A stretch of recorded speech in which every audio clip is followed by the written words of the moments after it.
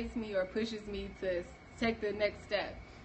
And it's just so clear. Like, I have such a peace about it. No, God didn't like write it on my mirror or call me on the phone, but I have so much peace about what I'm doing. And I think for a long time I was focused, like, okay, am I doing the right thing? Is my message clear? Like, are people receiving this? But at the end of the day, it doesn't matter. Like, it doesn't matter how many followers I have or how many checks I'm getting. Like, I know for sure now. It took me a while because I started in the fashion industry in 2011.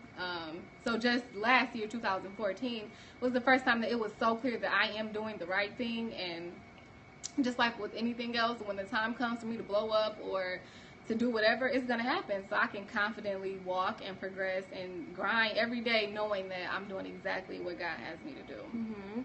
I would say a good rule of thumb, and I'll answer the question personally, but a good rule of thumb when it comes to finding your purpose is to actively seek God, like pray, and you'll have peace when you're in it. That's exactly how I know that my fitness career or however or my activities in fitness is what I'm supposed to do, like where there's purpose behind it, because there is an overwhelming peace. Like literally, when I go like to the Riverwalk to run, or when I'm doing a 5K, or even when I'm teaching my classes, like it is the most amazing feeling. Like I literally feel, I just can't even explain it. Like it's an amazing feeling, like being in that place where you know that you're supposed to be, like in alignment with God's will. And as I stated earlier, my fitness journey has been completely parallel to my faith-based journey. As I grew closer to God, or just in relationship, and grew spiritually, I began to just want the best for myself in general.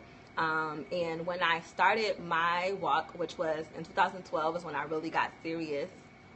Look at her over there just distracting me. I'm just trying to post on my Instagram that we're live. When I started my journey, which was in 2012, I was overweight for my height. I'm 5'3". I'm not going to say how much I weighed, but since then, since I started my journey, then I've lost 35 pounds. And it really was just like, you just have to do this thing. Like, you can't say that you know, want the best for yourself. You can't say that you're pursuing God's best and you don't look it. Like, and you aren't actively pursuing the best for yourself, internally and externally. So within that same year, 2012, is when I got licensed to teach Zumba, and that next year is when I began to actively teach. So the more I pursued God, the more opportunities fell in my lap. Literally, like my first Zumba class fell in my lap. Like I wasn't even ready. I didn't even think I was like qualified at that point. But an opportunity fell in my lap, and they just I began to have class after class and session after session. And, you know, it's been history ever since then. So I would just say really pursuing God, like really actively praying on it. And he'll show you, like he'll reveal it to you. And when you're in it, like you'll know. There's an overwhelming peace, and you'll know. Done posting? Yes. I just wanted my Instagram followers to come over here and meet us. Yes, Instagram followers, come over and meet us. We see you guys tuning in. Any more questions? Thank you for the person that is asking us questions. We appreciate it. Communication.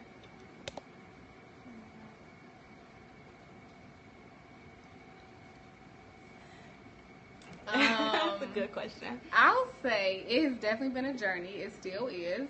When I first decided to answer the call and to follow Christ, it was very, very difficult for me. I was still in college. I went to Michigan State, and I was an extreme party girl, and all my friends were. So it was such a battle, like literally a daily battle. Like, oh my God, I want to like follow Christ, but I want to go get drunk. Honestly, like I love partying. I still do. That's my thing. Like, I don't feel like I'm one of those people who have that story like, oh, I just didn't even enjoy it anymore, because that's not true. Like, I'm a very social person. So it was always a really big struggle. But as I began to grow and I was able to control myself a little more, I started to pray that God would change my circle. Not the people, but that he would change the people in my circle, like change their hearts, because I feel like I had such a solid group of educated and motivating and empowering friends. It wasn't like they were bad friends. So I wanted the Lord to change them. I feel like if I could pray for anything else, I could pray that the Lord saved my friends. And my very closest friend, Melissa, I wouldn't say my closest. Hey girl, I wouldn't say my closest, but